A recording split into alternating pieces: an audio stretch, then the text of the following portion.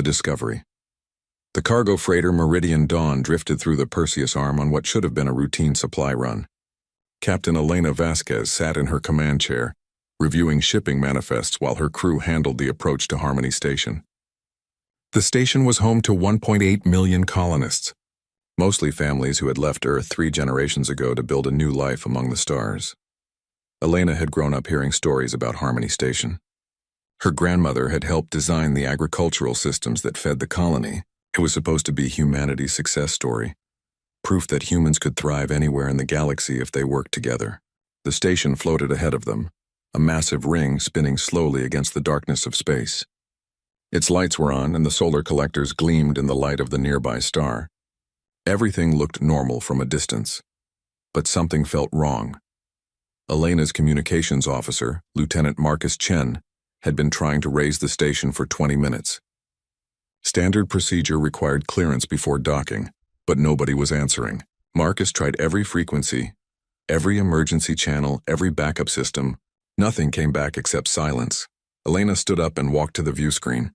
She had learned to trust her instincts during 15 years in space, and right now those instincts were screaming that something terrible had happened. She ordered the ship closer, telling her crew to prepare for emergency protocols. As they approached, the details became clearer. The docking bays were empty. No shuttles moved between the station sections. The windows of the residential quarters showed lights, but no movement. The Meridian Dawn locked onto an emergency docking port, and Elena led a team inside wearing full environmental suits. The airlock cycled normally, and the atmosphere readings showed breathable air at comfortable temperature and pressure. But when the inner door opened, the smell hit them even through their suit filters. It was the smell of death, sweet and rotting and unmistakable. They found the first bodies in the main corridor, a man and woman lying together, their arms around each other as if they had been trying to protect one another. Their skin was discolored, covered in dark lesions that Elena had never seen before. She had witnessed accidents in space, decompression incidents, radiation exposure, but this was different. This looked deliberate. Her team spread through the station, their suit cameras sending footage back to the ship. Every section told the same story. Bodies everywhere, sometimes alone, sometimes in groups, sometimes entire families huddled together. The schools were the worst. Elena forced herself to look at the footage from the primary education wing. Small bodies at desks in playgrounds and cafeterias. Children who would never grow up, never laugh again, never see Earth or any other world. By the time they completed the initial survey, they knew the truth. Everyone was dead. All 1.8 million colonists, not a single survivor, no signs of struggle, no damage to the station infrastructure, no indication of any defense or fight. Whatever had killed them had done so quickly and efficiently. Dr. Amara Singh arrived 3 days later with a full investigative team. She was a specialist in xenobiology and had studied alien pathogens for 20 years. She examined the bodies with clinical precision, taking samples, running tests, mapping the progression of whatever had killed these people. Elena watched her work and saw the doctor's hands shake when she thought nobody was looking. The preliminary results came back within a week. It was a biological weapon, something engineered specifically to target human DNA. The pathogen had been released through the station's air circulation system, killing everyone within hours. The victims had experienced seizures, organ failure, and finally respiratory collapse. The report said death would have been relatively quick, but Elena wondered if quick was the same as painless. The station's computer logs told them who was responsible. A Zarthian trade vessel had docked 8 days before the Meridian Dawn arrived. The Zarthians were a reptilian species known throughout the galaxy for their business acumen and aggressive expansion policies. They controlled 17 star systems and had been pressing for access to human trade routes for years. The logs showed the Zarthian ship had permission to dock and conduct standard trade negotiations. But the security footage revealed something else entirely. Zarthian soldiers in environmental suits had moved through the station, placing devices in the ventilation system. They had worked systematically, professionally, like this was something they had done before. Then they left, sealing the docking port behind them. One video fragment showed a Zarthian commander recording a message. The translation software rendered his words in flat mechanical English. This sector belongs to the Zarthian Empire by right of ancient claim. Humanity's expansion ends here. Consider this a lesson in respecting boundaries. Other colonies will follow if humans do not withdraw from disputed territories. Elena transmitted everything to Earth. The videos, the medical reports, the computer logs, all the evidence of what had happened at Harmony Station. She included her own report, trying to keep her voice steady as she described what she had seen. She ended with a simple statement. They murdered everyone. Men, women, children, babies. They killed them all to make a political point. The response from Earth was immediate. Ships carrying diplomats, investigators, and military observers converged on Harmony Station.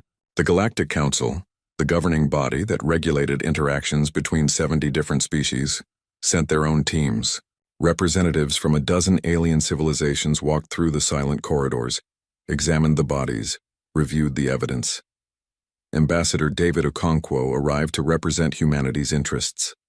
He was a tall man with silver hair and eyes that had seen too much of the galaxy's darkness.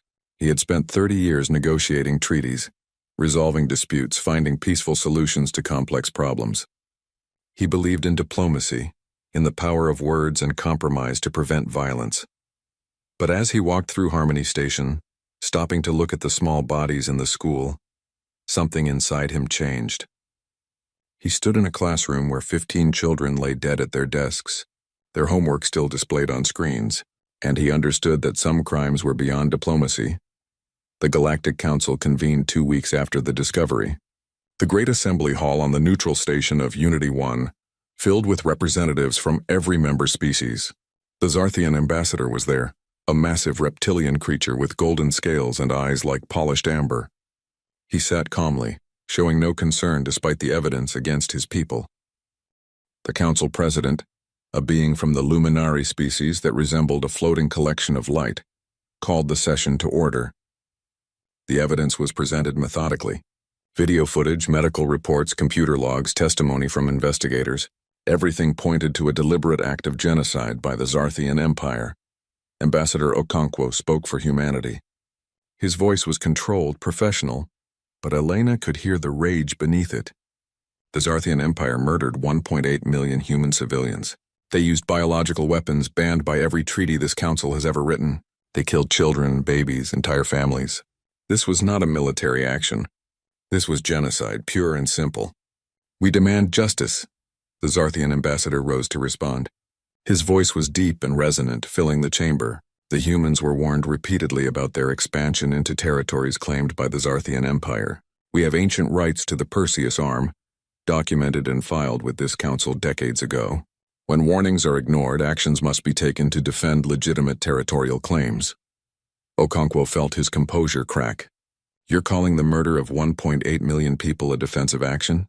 They were civilians, families, children going to school. The Zarthian spread his clawed hands. Regrettable but necessary. Humans must learn that there are consequences for ignoring the claims of established powers. Perhaps this tragedy will teach restraint. The debate continued for hours.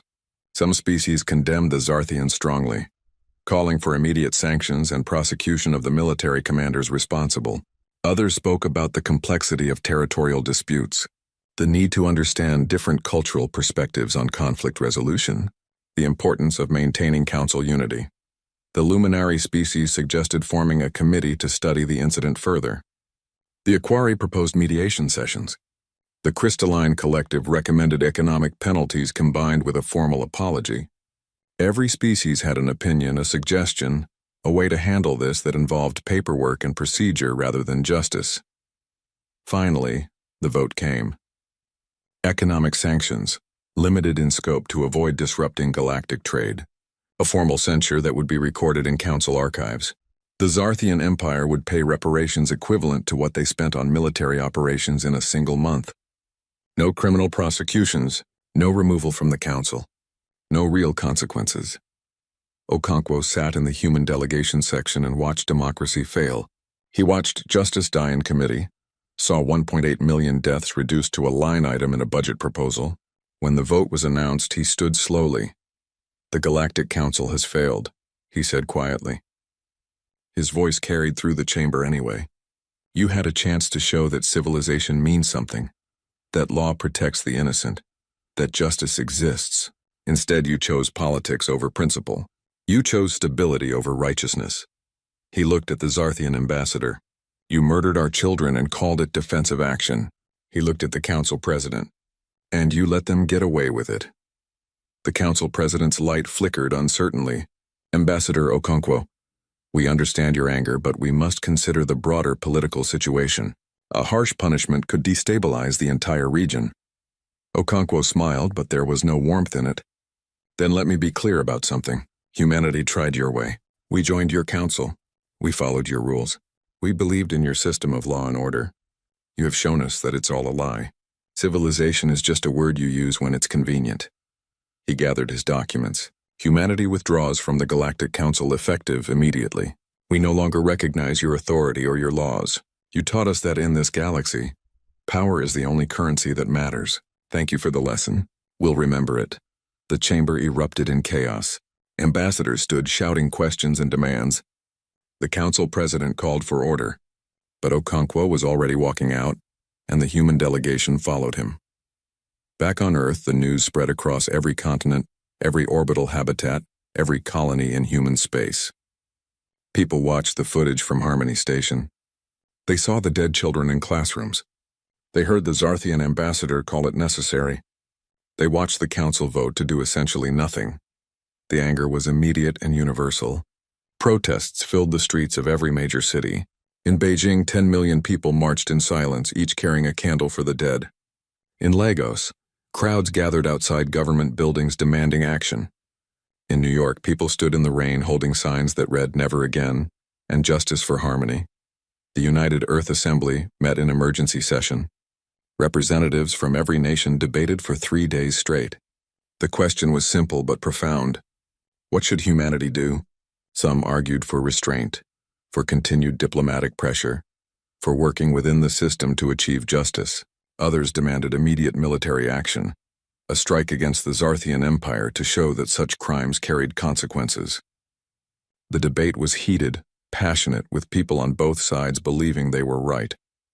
In the end, they agreed to let humanity vote. A global referendum was scheduled. Every human citizen across 42 star systems would be asked a single question.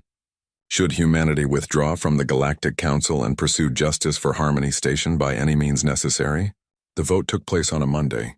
From Earth to the furthest colonies, people made their choice.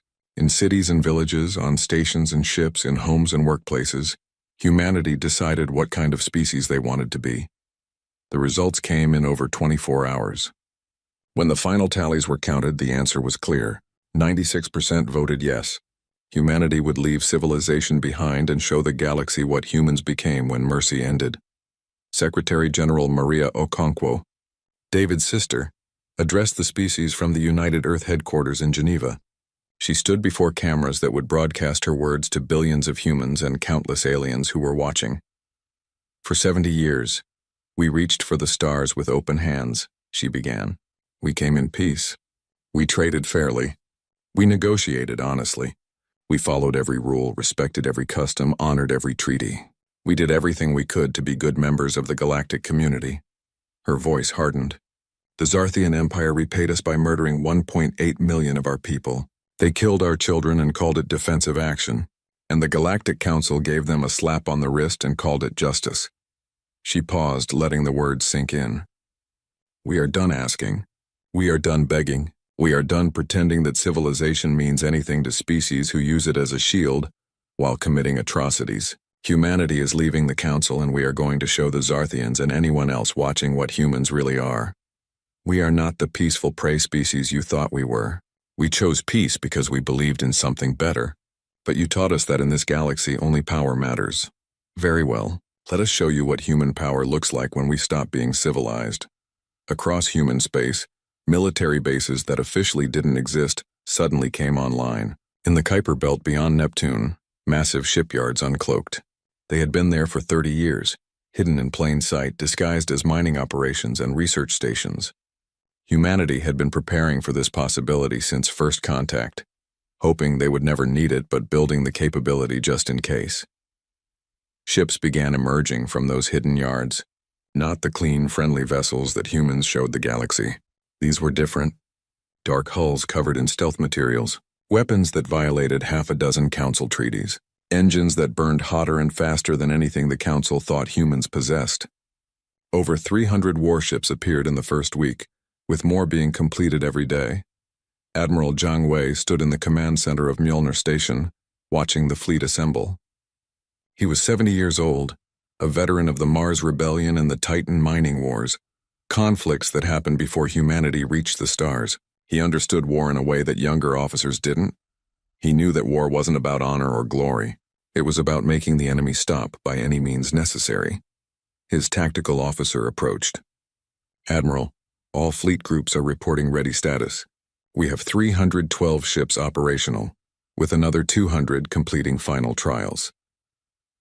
Zhang studied the tactical display, fleet positions, target lists, supply routes, everything he needed to prosecute a war, and the special weapons from Project Ragnarok, ready for deployment on your order, sir. The testing was successful. The Council has no defense against them. Zhang nodded slowly. He had seen the test footage. Weapons that could phase through shields, missiles that traveled at relativistic speeds, AI-guided systems that could track and destroy targets with terrifying precision. Humanity had been busy while playing the role of peaceful newcomers. "Execute Operation First Strike," he ordered. "Show the Zarthians what they started. Let's make them remember Harmony Station." The human fleet divided into strike groups and vanished into the darkness between stars. They moved silently, using stealth technology that made them invisible to standard sensors. The Zarthians had no idea what was coming. 3 days later, human ships appeared simultaneously at 15 different locations throughout Zarthian space. Not at military bases or fleet concentrations, at infrastructure targets, shipyards, communication relays, orbital factories, logistics hubs, the places that made civilization possible. Admiral Zhang watched from Mjolnir Station as reports came in. Each strike group broadcast the same message before attacking. "This is for Harmony Station. This is for 1.8 million dead. This is to teach you that genocide has consequences." Then they opened fire, quantum torpedoes that phased through shields and detonated inside targets. Kinetic missiles accelerated to incredible speeds. Precision strikes that crippled infrastructure without causing civilian casualties. The Zarthians scrambled to respond, but human ships were already gone, vanishing back into the darkness. The message was clear. Humanity was no longer playing by Council rules. The war had begun, and it would not be a civilized conflict. It would be something older, something primal, something that reminded the galaxy why humans had survived every challenge Earth had thrown at them for millions of years. The age of human mercy had ended. Now the Zarthians and everyone watching would learn what happened when you pushed peaceful people too far. They would learn that humans who stopped being civilized became something far more dangerous. They would learn that some species survived not because they were strong, but because they knew when to stop being kind, and they would learn it the hard way. The Reckoning. The Zarthian High Command gathered in their fortress on the capital world of Zarthos Prime. General Vrask, Supreme Military Commander, stood before the tactical display showing red indicators across 15 systems. Each red marker represented a destroyed facility, a crippled shipyard, a communications hub reduced to debris. In 3 days, humanity had struck harder than any enemy in Zarthian history. Vrask was a veteran of 30 campaigns. His scales bore scars from a dozen wars, and his reputation for ruthlessness had made him legendary among his people. But as he studied the display, something unfamiliar gnawed at him. The humans weren't fighting like the Council species he knew. They weren't following the accepted rules of warfare. They were fighting like something else entirely. "How many casualties?" he demanded. His subordinate, Commander Thex, checked the reports with trembling claws. "Military casualties are estimated at 12,000 across all targets. Infrastructure damage is catastrophic. 3 major shipyards destroyed. 7 communication networks offline. Orbital manufacturing capability reduced by 40%. And civilian casualties? None reported, sir. The humans specifically avoided civilian targets. They broadcast warnings and allowed evacuation time." Vrask's eyes narrowed. That made no sense. The humans had every reason to slaughter Zarthian civilians after what happened at Harmony Station. Why show restraint? Unless it was strategic, unless they wanted to send a different message. "They're making a point," he said slowly. "They're showing us they could kill our civilians but choose not to. They want us to understand the difference between what they're doing and what we did. What do we do, General? We mobilize the fleet. Full military response. If they want war, we'll give them war. We are Zarthian. We do not submit to inferior species. But even as Vrask gave the orders, part of him wondered if he was making a terrible mistake. The humans had revealed military capabilities that Council intelligence had completely missed. What else were they hiding? Across the galaxy, the Galactic Council met in emergency session for the 5th time in 2 weeks. The chamber was in chaos. Representatives shouted over each other, demanding action, offering solutions, pointing fingers. The luminary president struggled to maintain order. The humans must be stopped, the Aquari ambassador declared. They're violating every treaty, every law. This is barbarism. The crystalline collective representative chimed in agreement. We cannot allow this precedent. If species can simply ignore council authority when displeased, the entire galactic order will collapse. Ambassador Tyrell from the Viridian Union stood, his 6 arms raised for attention. Perhaps the humans have a point. The Zarthians committed genocide and received essentially no punishment. What message does that send? That powerful species can murder with impunity? The Zarthians started this war. The chamber erupted in argument. Some species sympathized with humanity's position. Others worried about the breakdown of galactic law. A few quietly admired the humans for having the courage to act when the council failed. The debate continued for hours, accomplishing nothing. Meanwhile, the human fleet was moving. Commander Kenji Tanaka led Strike Group 7 through uncharted space between star systems. His ship, the Valkyrie, was a stealth destroyer, equipped with experimental weapons that officially didn't exist. Around him, 15 other vessels moved in perfect coordination, their hulls absorbing sensor waves and leaving no trace.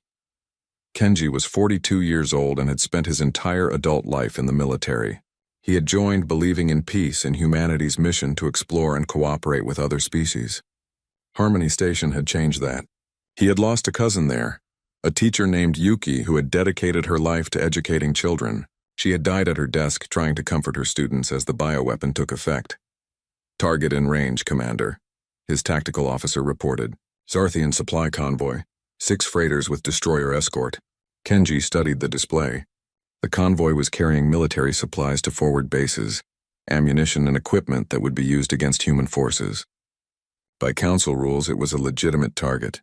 By human conscience, it was more complicated. Open a channel, he ordered. Broadcast on all frequencies. The communication officer complied, and Kenji activated the recording system. Zarthian vessels, this is Commander Tanaka of the United Earth Forces. You are carrying military supplies in a war zone. We are going to destroy your cargo. You have 10 minutes to abandon ship and retreat in your escape pods. We will not fire on escape pods or unarmed personnel. The Zarthian commander's face appeared on screen. Reptilian features twisted in contempt. Humans do not give orders to Zarthian military. We will not abandon our duty. Kenji kept his voice level. Then you'll die for your duty. But your crew doesn't have to. Give them the choice. The channel cut off. For 8 minutes, nothing happened. Then escape pods began launching from 4 of the 6 freighters. The 2 destroyers and 2 freighters remained at battle stations, their weapons powering up. They chose honor over survival, Kenji's tactical officer observed. Their choice, Kenji replied. Fire when ready. The human ships decloaked simultaneously, surrounding the convoy. Quantum torpedoes struck the destroyers before they could react, phasing through shields and detonating inside the hulls. The freighters tried to run, but kinetic missiles moving at relativistic speeds caught them within seconds. In less than a minute, the fight was over. Kenji watched the escape pods drift away. His ships could destroy them easily. Nobody would know, but that wasn't who humans were even now. Transmit coordinates to the nearest Zarthian base. Tell them where to find their survivors. Then we leave. Similar scenes played out across Zarthian space. Human strike groups appeared without warning, delivered their message, destroyed military targets, and vanished. They offered chances to surrender. They spared those who didn't fight. But anyone who raised weapons against them died quickly and efficiently. The Zarthians were learning a hard lesson. Humanity wasn't seeking conquest or territory. They were teaching through pain, showing the cost of starting wars against species who preferred peace but excelled at violence when necessary. On Zarthos Prime, General Vrask faced a difficult reality. His military was being dismantled piece by piece. Supply lines were cut. Forward bases were isolated. Communication between fleet groups was sporadic at best, and the humans showed no signs of stopping. "We need to escalate," his chief tactical advisor suggested. "Use weapons that will make them reconsider." "Bioweapons?" Vrask asked. "Like we used on Harmony Station." The advisor's scales flushed darker. "If necessary. We cannot win a conventional war against an enemy we cannot find. But if we strike their colonies with overwhelming force, they will have to negotiate." Vrask considered the option. It went against every strategic instinct he had. Escalation against an enemy who had shown restraint was dangerous. But pride demanded action. The Zarthian Empire could not appear weak. He made his decision, one he would regret for the rest of his life. Prepare a strike against the human colony at New Avalon. Use conventional weapons only, no bioagents. Overwhelming force to compel surrender. Show them that we can hurt them too. The attack came 3 days later. Zarthian ships appeared in orbit around New Avalon, a colony of 15,000 people living on a terraformed moon. The commander broadcast a warning: "Evacuate or be destroyed. You have 6 hours." The colonists scrambled to emergency shelters and evacuation ships. Most made it to safety, but not all. When the Zarthian bombardment began, 2,000 people were still on the surface. They died as orbital strikes turned the settlement into ruins. Admiral Zhang Wei received the report in his command center on Mjolnir Station. He stood motionless for a long moment, staring at casualty figures on his screen. 2,000 dead, not the 1.8 million of Harmony Station, but still 2,000 human lives ended by Zarthian weapons.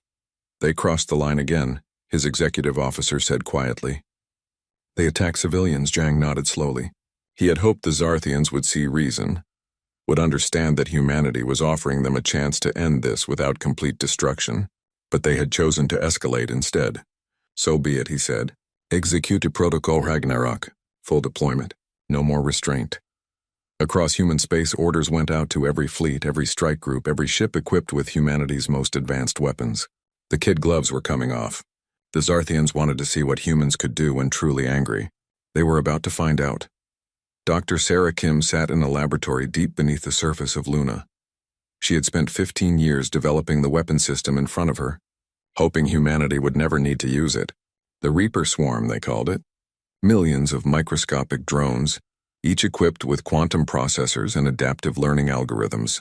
Released into enemy space, they would seek out ships, stations, anything with an energy signature. Then they would dismantle it molecule by molecule. The weapon was horrifying in its efficiency. It didn't explode or burn. It simply took things apart at the atomic level, reducing ships to clouds of constituent elements. And once released, the swarm could replicate itself, growing exponentially as it consumed more material. Sarah had argued against deploying it. The Reaper Swarm violated every ethical principle she believed in. But after New Avalon, after seeing the footage of families killed in their homes, her objections had faded. Sometimes survival mattered more than ethics. The containers were loaded onto specially equipped ships and dispatched to Zarthian space. The crews knew what they carried. None of them felt good about it, but they had all lost someone at Harmony Station or New Avalon. Personal grief made terrible decisions easier to accept. The first swarm was released near a Zarthian military base in the Outer Rim. The microscopic drones spread out, invisible to sensors, seeking targets. They found a battleship in orbit and went to work. The crew never knew what was happening. Their ship simply began to disintegrate, hull plating turning to dust, internal systems failing, everything breaking down at the molecular level. The battleship died silently, its crew abandoning ship as entire sections simply ceased to exist. The swarm moved on to the next target and the next, growing larger with each ship it consumed. Within a week, 12 Zarthian military vessels had been reduced to atomic clouds. The Zarthian High Command watched in horror as their ships disappeared without apparent cause. Their scientists couldn't explain it. Their military couldn't stop it. Fear spread through their ranks, the ancient primal fear of something incomprehensible and unstoppable. General Vrask called an emergency meeting. His officers gathered, all of them showing signs of stress.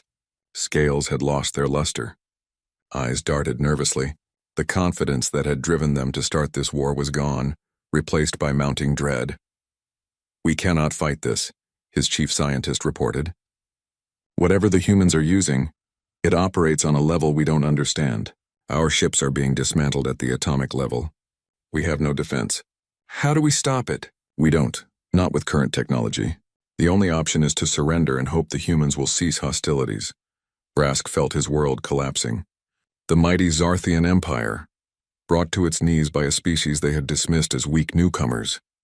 Pride demanded they fight on. Survival demanded they submit. Prepare a communication to the human command, he said finally. Offer unconditional surrender. Request immediate ceasefire. But even as he gave the order, another report came in. A Zarthian colony at Zeth 7 had been attacked. Not by the Reaper swarm, but by conventional human forces. They had destroyed the military garrison and then done something unexpected. They had landed troops. Admiral Zhang Wei authorized the deployment personally. After New Avalon, something had shifted in human strategy. It wasn't enough to destroy Zarthian military capabilities. The war criminals responsible for Harmony Station needed to face justice. Human justice, since the Galactic Council had failed to provide it.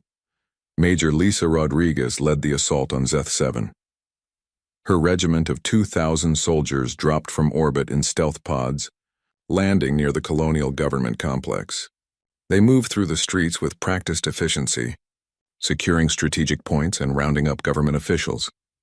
The Zarthian colonial administrator, an official named Kresh, was pulled from his office at gunpoint. He hissed and struggled, but human soldiers were armored and armed with weapons that made resistance futile. What is the meaning of this? This is a violation of every law. Laws, Major Rodriguez said coldly. You want to talk about laws? Let me show you something. She pulled up footage on her portable display. Harmony Station. Dead humans in neat rows. Children in classrooms. Families who would never wake up. This is what your empire did. This is the law they followed. Kresh stared at the images, his scales paling. I had nothing to do with that. I'm just a colonial administrator. You represent the government that committed genocide. You're coming with us to face trial. Real trial with real consequences, not the joke your council provided. Over the next 2 weeks, human forces conducted similar operations across Zarthian space. They targeted government officials, military commanders, anyone connected to the decision to attack Harmony Station. The raids were surgical and precise. Civilian casualties were avoided.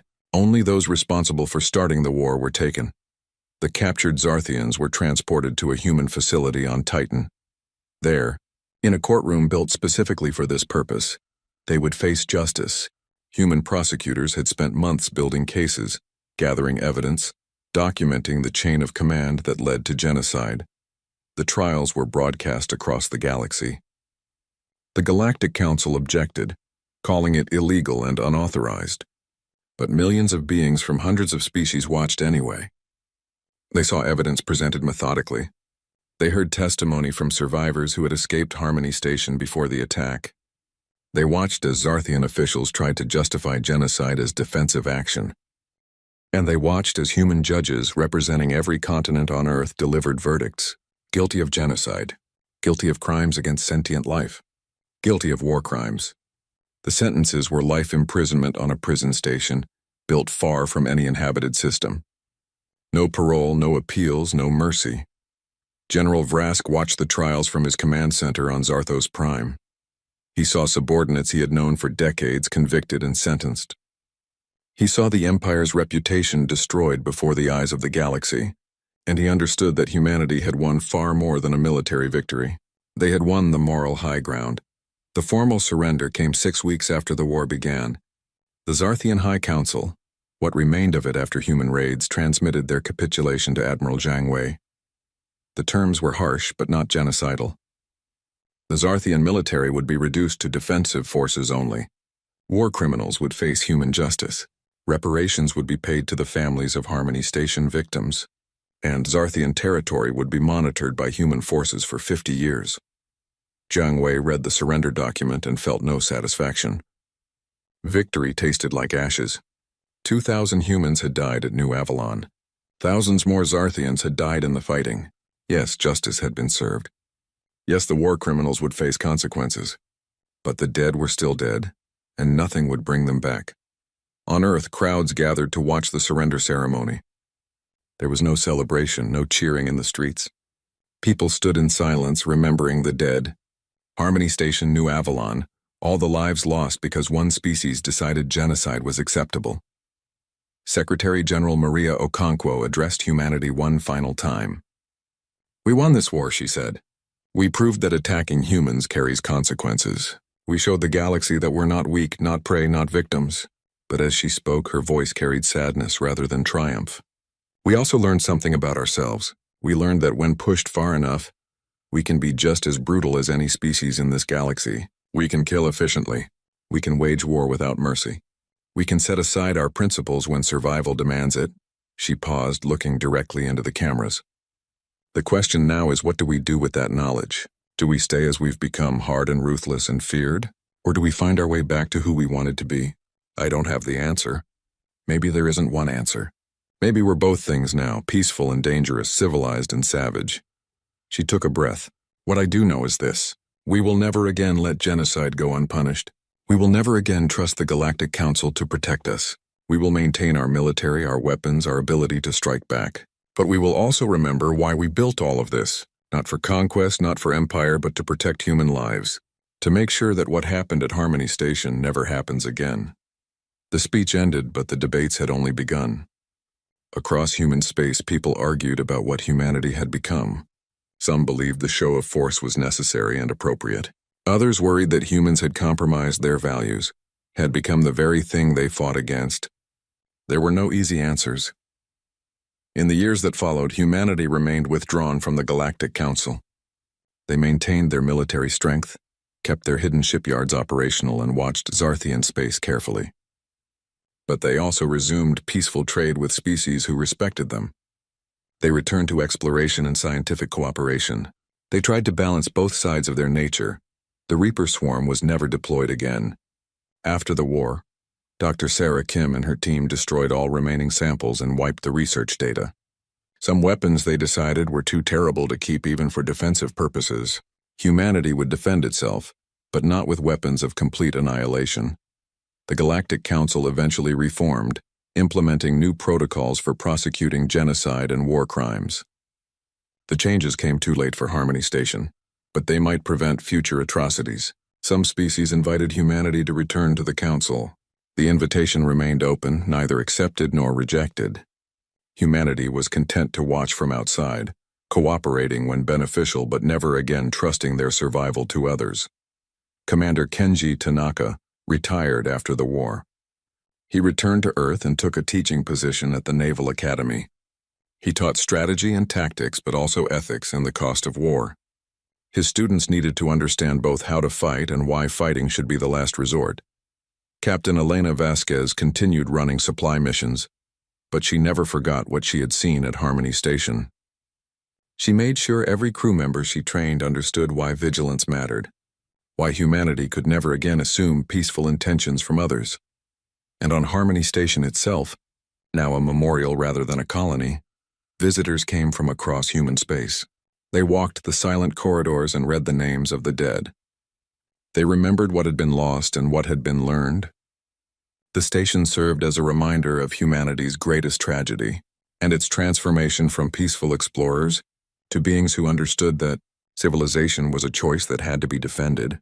The galaxy had learned a lesson it would not forget. Humans were peaceful by preference, not by necessity. They chose civilization, chose cooperation, chose diplomacy, but pushed them too far, harmed their children, commit genocide against them, and they would stop being civilized. And when humans stopped being civilized, they became unforgettable. The age of human mercy had ended at Harmony Station. What emerged was something more complex, more dangerous, and ultimately more survivable. Humanity had learned to be both the dove and the hawk, peaceful until peace became impossible. Then savage until survival was secured. They were no longer the innocent newcomers reaching for the stars with open hands. They were survivors, warriors, and protectors who understood that in a dangerous galaxy, strength and mercy had to coexist. The balance between those two natures would define humanity's future among the stars. And every species watching knew that humanity's answer to genocide would always be the same. Mercy ends here. Justice begins now. And the consequences would be unforgettable.